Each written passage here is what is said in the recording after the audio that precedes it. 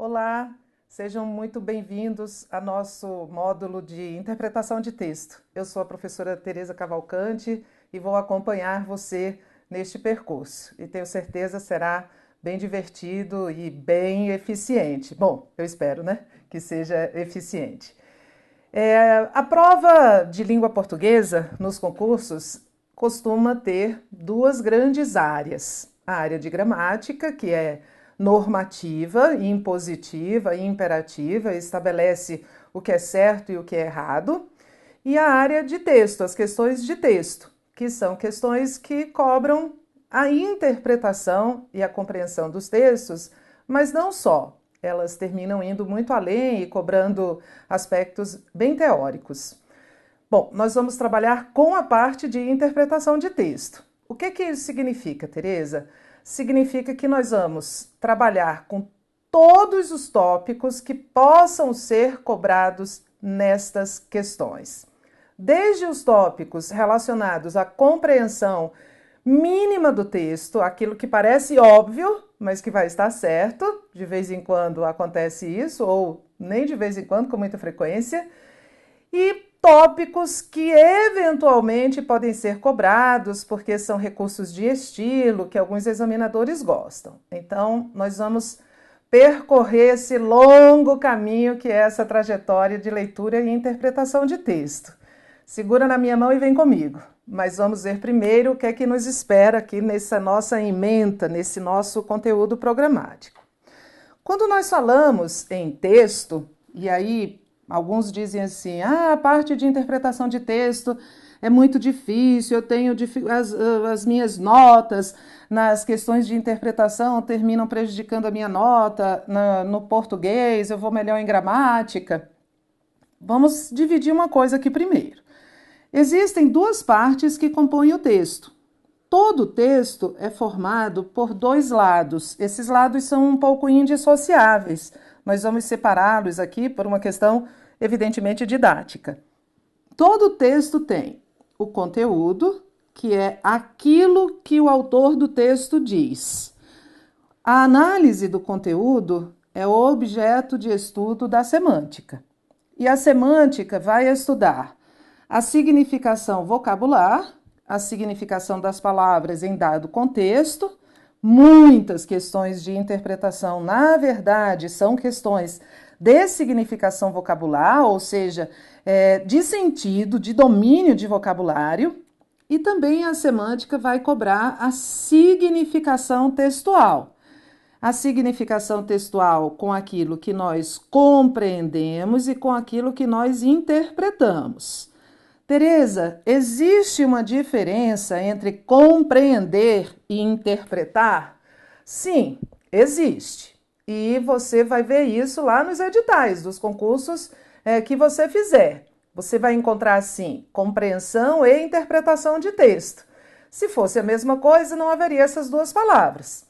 Compreensão do texto é o entendimento das informações que estão explícitas no texto, que estão na superficialidade, que estão claramente apresentadas no texto. Então, quando eu entendo aquilo que o texto explicitamente diz, eu faço uma compreensão do texto. Interpretar é ir além. Interpretar é entender também o que o texto não diz na sua superfície, ou seja, o que o texto diz nas suas entrelinhas, mas que diz, né, que está no texto. Então, são duas habilidades diferentes de leitura. Um leitor precisa compreender e precisa interpretar. Algumas bancas cobram mais a compreensão, outras cobram mais a interpretação, mas a maioria cobra as duas coisas. Mas olha só, vamos falar aqui, nós dois, para você logo entender. Essa diferença, ela é conceitual, é bacana que você saiba, mas você não vai precisar dela, na verdade, para fazer a sua prova. Porque a prova de leitura e interpretação de texto é uma prova prática, não é? Você tem o texto, vai ler o texto e vai fazer algumas questões. Na prova, não vai cair a diferença entre compreensão e interpretação. Então, é só uma dica para você entender o que é esse conceito, que é compreender um texto ou interpretar o texto. Mas não fique preocupado com isso, tá bem? Porque não precisa decorar isso, não precisa memorizar, porque lá na sua prova isso não vai cair. Isso é mais assim, para a gente entender o que significa a leitura de um texto, né? Captar todas as informações, estejam elas explícitas ou não, muito mais do que qualquer atitude diferente que a gente tenha de ter, se a questão for de compreensão ou de interpretação, porque na prática elas se misturam muito, tá bem? Então vamos voltar lá. Compreensão é o entendimento dos explícitos. E interpretação é o entendimento dos implícitos. Se eu digo a você, por exemplo, que meu irmão parou de fumar há 2 anos, o que é que você interpreta? Que ele fumava. Parou de fumar indica a interrupção de uma ação, a ação de fumar que existia. Isso é interpretar. Tá vendo como é fácil? Não tem segredo. Às vezes a gente não precisa nem saber essa diferença para fazer a leitura do texto entre compreensão e interpretação. Ela é mais didática do que prática. Mas o texto não tem só conteúdo. O texto também tem expressão. E a expressão do texto é o estudo de como se diz e não do que se diz.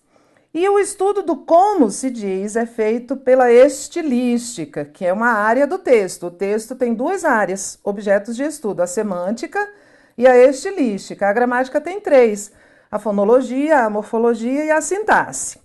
A estilística não vai estudar o conteúdo do texto. A estilística vai estudar a maneira, o modo como o autor do texto organiza essa produção. Então, faz parte da estilística o estudo dos tipos de linguagem, linguagem verbal, não verbal, denotativa, conotativa, o estudo das tipologias textuais, descrição, narração, dissertação, dos gêneros, se é uma crônica, se é uma bula de remédio, se é um verbete de dicionário, se é um poema, dos recursos de estilo, se o examinador, se o autor do texto, por exemplo, usou ironia, se ele usou uma metáfora, se ele fez uma pergunta retórica. E também o estudo dos mecanismos de coesão. Como o autor do texto articulou as partes do texto. Como ele fez a conexão. A coesão é a conexão entre as partes. Então, todo texto tem conteúdo e expressão. Você sabe disso. Você já deve ter ouvido ou dito a seguinte frase, abre aspas. O que me incomodou não foi o que você disse, foi como você disse. Fecha aspas. Já ouviu ou já disse? Bom, então a gente sabe que existe como você disse, que é a expressão, e o que você disse.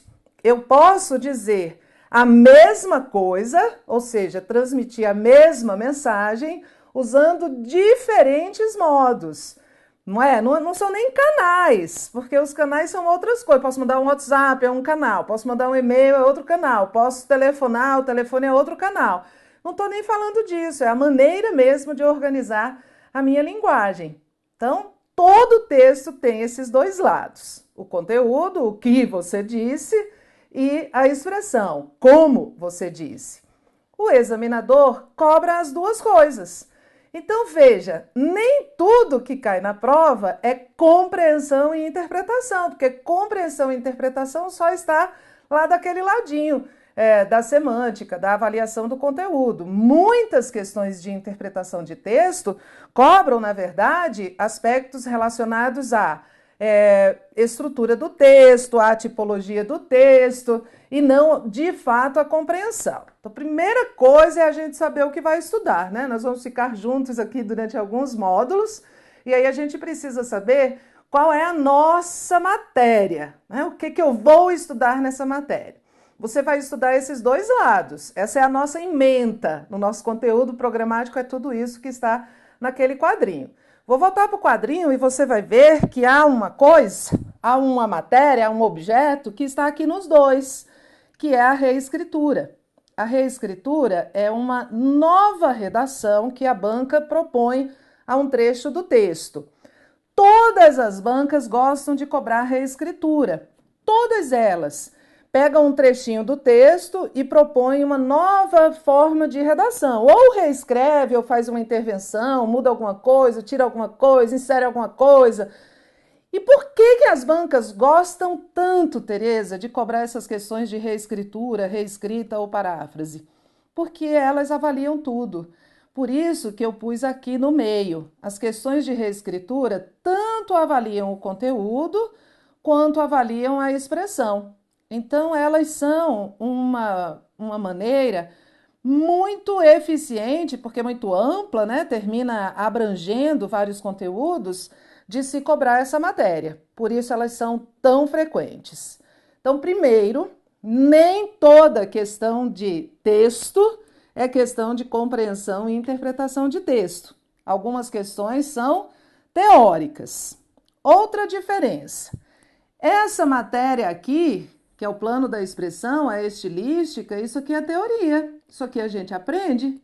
A gente aprende, tem conceito, tem tipologia, tem nomenclatura, tem gênero, tem espécie, tem tudo. Quando é teoria, a gente se apoia e sabe que a gente tem uma memória que precisa ser resguardada, criada, né? Um arquivo na sua memória, criado um arquivo, e essa memória precisa ser resguardada para você invocar lá na sua prova. Mas esse plano do conteúdo aqui, a semântica, não tem teoria não, ela é uma parte prática. Então, são duas maneiras que você está vendo de estudar texto. Para aquela coluninha da sua direita aqui, do plano da expressão, nós vamos ver um bocado de conteúdo, nós vamos definir, nós vamos conceituar o que é uma descrição, o que é uma dissertação, o que é um texto injuntivo, nós vamos identificar todos os mecanismos de coesão, coesão referencial, remissiva, sequencial, mas do outro lado, aqui do conteúdo, a gente não tem uma matéria, tem estratégia. Não é uma coisa que você possa memorizar. Vamos lá, você está fazendo sua prova lá no dia da prova e tem uma questão 15. A questão 15 diz assim: todos os tipos de licitação, segundo a Lei 8666, devem usar a técnica do menor preço. O que você faz? Acessa o seu HD, vai lá no seu cérebro, vai lá no seu arquivo, Direito Administrativo, pasta 8666, tipos de licitação, técnica, aí tá lá na pasta e você vê que não, que tem o leilão em que a administração pública vende os seus bens e aí não é o menor preço. Aí você volta, confronta com o que está escrito na sua prova, que todos os tipos devem usar a técnica do menor preço, com aquilo que está na sua memória, vai lá e marca errado. Continua a fazer a prova. Questão 88. Na questão 88 diz que, de acordo com a LRF, é uma questão de AFO, de Administração Financeira Orçamentária, e aí tem lá na questão assim: de acordo com a LRF, o limite máximo de gasto com o pessoal em relação à receita corrente líquida no nível federal é de 60%. Aí você olha, na hora, o que é que você faz mentalmente, é o percurso mental. Você vai lá no seu HD, acessa o arquivo de AFO, acessa a pasta de LRF, acessa a subpasta de limite de gasto com o pessoal e compara lá 50%, né? 60%, volta e marca errado. Aí você está lá numa questão de interpretação de texto e diz assim: infere-se do texto que... Aí você vai lá no seu HD, acessa... Não tem jeito. Porque essa informação não está lá. Não é uma informação prévia. Você tem de entender isso. As questões de compreensão e interpretação de texto, desse lado aqui da semântica, elas não cobram conhecimentos prévios. Elas não querem saber as informações que você já tem armazenadas e que você use essas informações para responder. As questões de interpretação de texto são as únicas questões da prova que você resolve com consulta, não é? Tá lá o texto e você consulta e volta. Então, olha só, primeiro também você tem de entender isso. Se são questões diferentes, as de interpretação e de compreensão, porque não estão cobrando nenhum conhecimento prévio, Nenhuma informação que está lá aqui no seu HDzinho, lá no seu arquivo, você volta, confronta, marca certo ou errado, você não pode agir com essas questões como você age com as outras. Então, a primeira combinação nossa é essa. A prova de interpretação, a prova de texto, com as questões de interpretação de texto, requerem uma estratégia diferente. Não é aquela coisa de confrontar, que se a gente começa a confrontar, a gente confronta a banca e termina se dando mal, porque ela não cobra conhecimento prévio. É uma prova com consulta, o texto está ali ao seu alcance. Mas a segunda parte tem muita coisa para a gente memorizar, conceituar, entender. A primeira não, a primeira que é a semântica é prática. Então a gente vai combinar assim. A parte de compreensão e interpretação de texto nós vamos ver durante todo o curso. Todas as nossas aulas terão questões. E aí essas questões vão cobrar denotação, conotação, figuras de linguagem, mas a gente sempre vai fazer a leitura, a compreensão e a interpretação do texto. Não há uma aula para isso. Todas as aulas, todas, essa matéria, compreensão e interpretação, vou usar um verbo que eu adoro, perpassar, passar por todas as nossas aulas. Porque é uma matéria que é absolutamente prática, não depende de nenhum conhecimento prévio. Mas as questões de estilística requerem conhecimento prévio e a gente precisa, então, ter o domínio desses conceitos. Tudo explicadinho? O que nós vamos estudar? Como nós vamos estudar? Que coisa é essa chamada texto e o que envolve o estudo dessa matéria? Então, vamos passar aqui. Nosso primeiro tópico teórico é sobre texto e linguagem. A linguagem, o que é a linguagem, Tereza? Linguagem é um código de comunicação.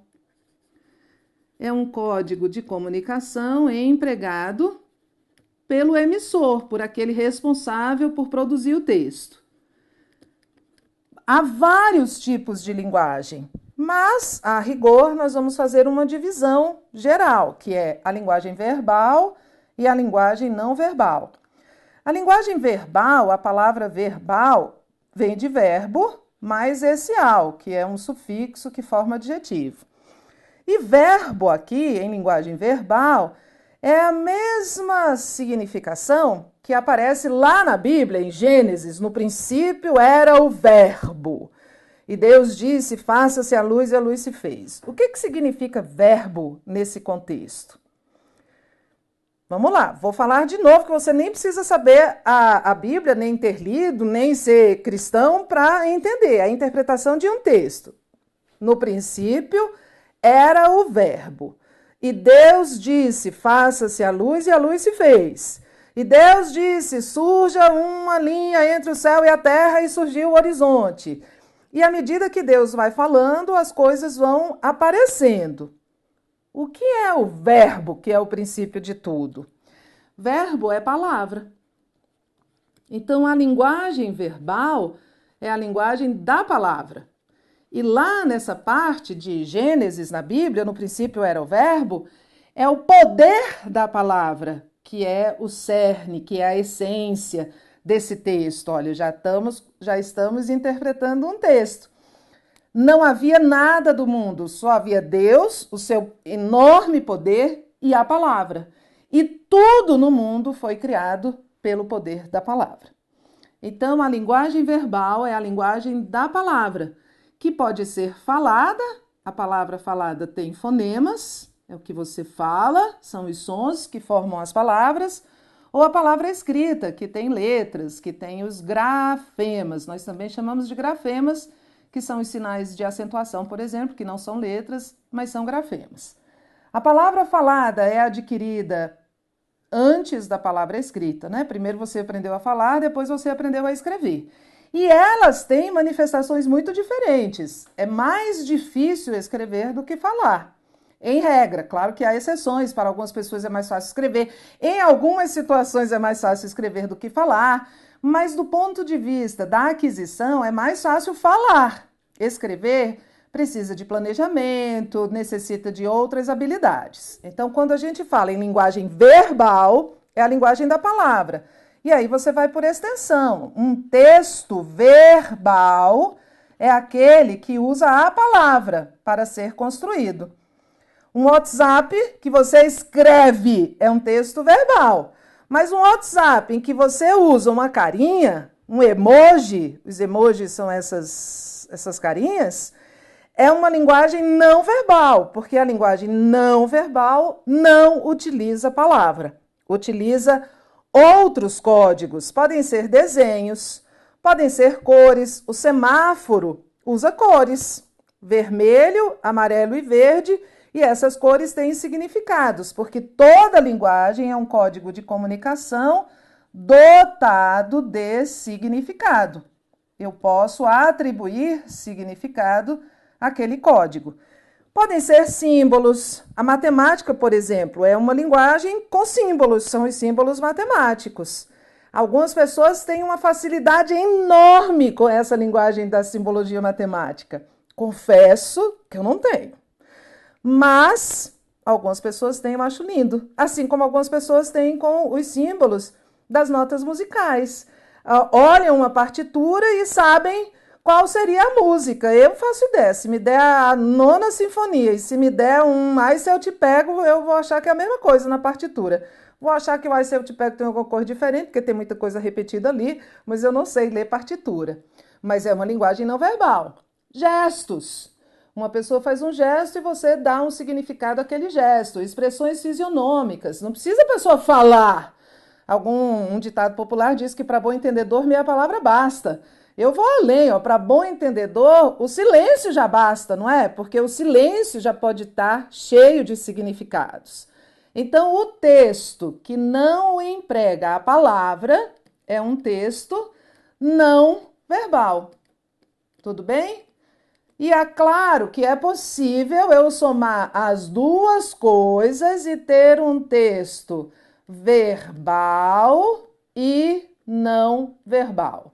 Um texto que explore ao mesmo tempo a palavra e outros códigos. As histórias em quadrinhos fazem isso muito bem. Entendemos, então, linguagem verbal, que é a linguagem da palavra, e a linguagem não verbal, que não utiliza a palavra, mas que utiliza outros códigos de comunicação para transmitir significados. Então, vamos lá.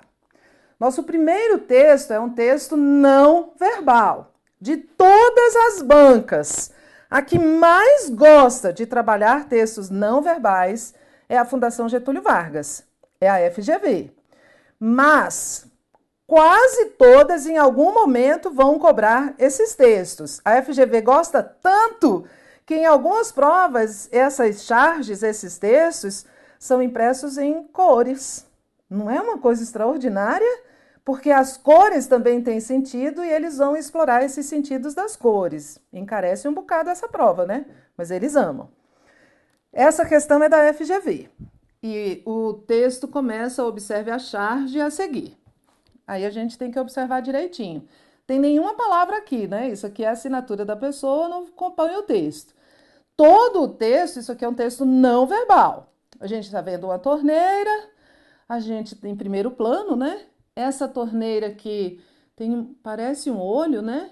Essa abertura, essa boca aqui da torneira, tá vendo? Parece um olho, formato de um olho. E essa água que tá pingando parece uma árvore. Esse chão, você está vendo comigo, que ele tá todo cheio de rachadura? Aí ele simboliza a aridez, a seca. Não há absolutamente nada aqui, não há nenhuma vegetação. E aqui eu tenho uma coisa mais escura que eu tenho mais claro. Esse mais claro é o céu, né? Então, o céu claro, muito sol, não é? Então, a gente tem que fazer uma leitura, tá? Do que a gente está vendo, porque é um texto não verbal, a gente não está lendo palavras, mas a gente lê o texto, assim mesmo, que o nome leitura se aplica a qualquer entendimento de qualquer tipo de texto. Vamos lá, primeira questão. Sobre a charge, assinale a opção que indica a leitura inadequada. Tá vendo que ele usou a expressão leitura?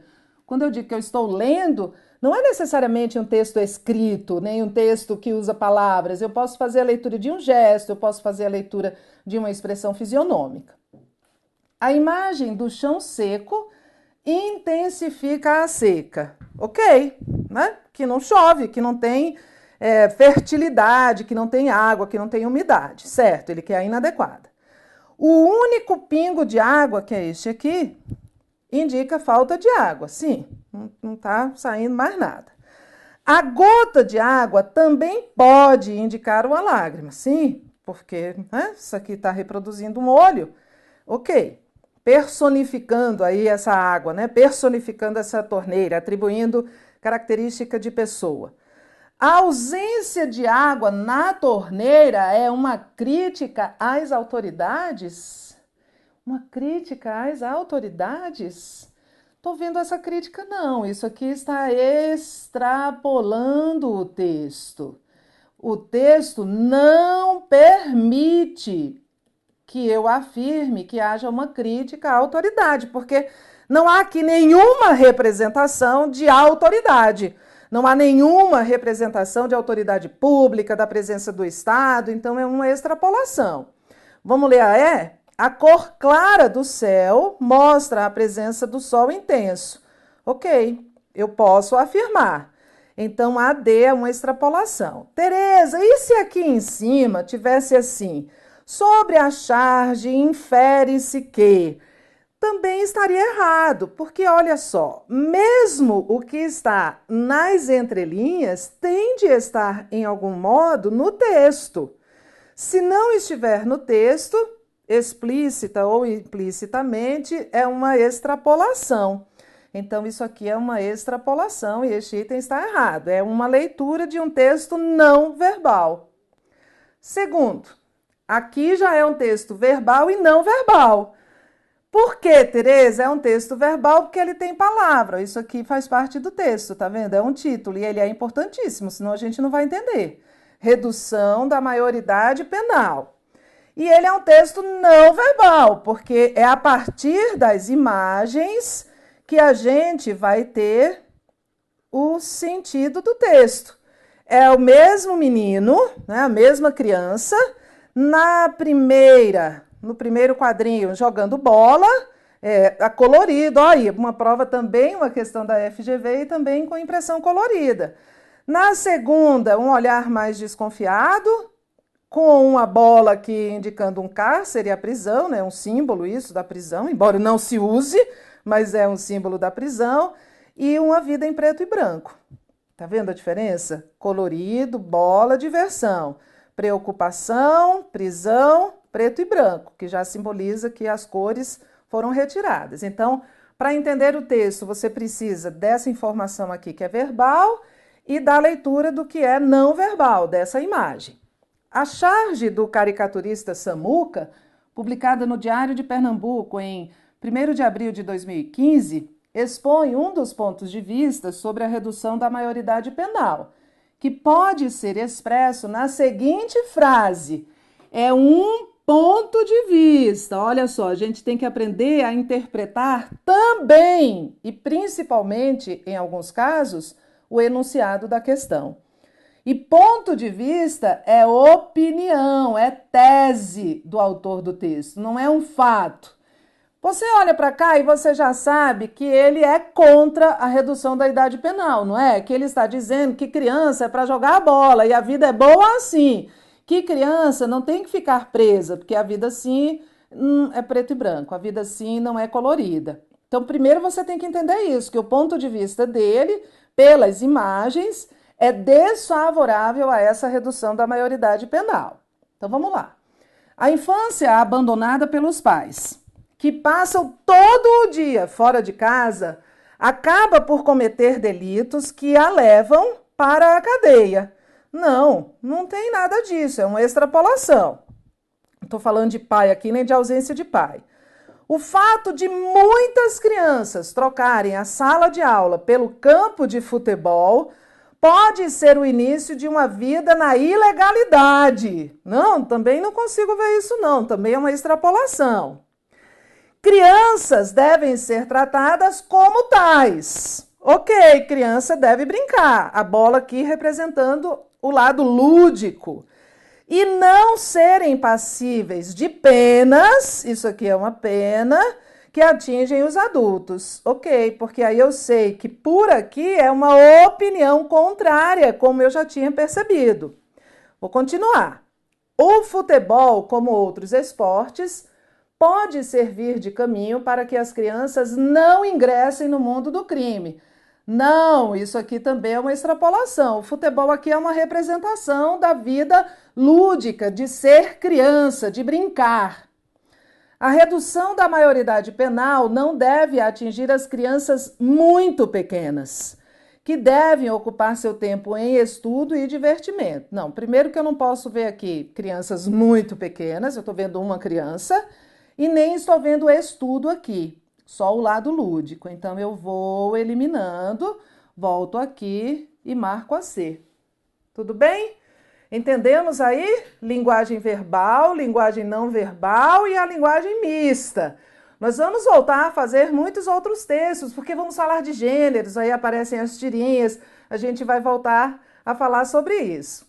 O ano passado, uma instituição inglesa que elege anualmente a palavra do ano, a palavra do ano já foi arroba, já foi selfie, já foi empowerment. O ano passado, essa instituição elegeu como a palavra do ano um emoji, uma carinha, que era a carinha aquela que está chorando, rios, assim, mas de alegria, foi a palavra do ano. Então, é um paradoxo, né? Porque não é uma palavra, é um tipo de linguagem, mas não uma palavra, nem toda palavra é linguagem. Ok, ó, se eu fizer assim, eu estou dizendo que a gente está aqui, ó, cheio de amor por vocês. Mas é um gesto, tá? Então eu posso fazer assim, tão lindo, ou eu posso dizer que eu morro de amores por vocês.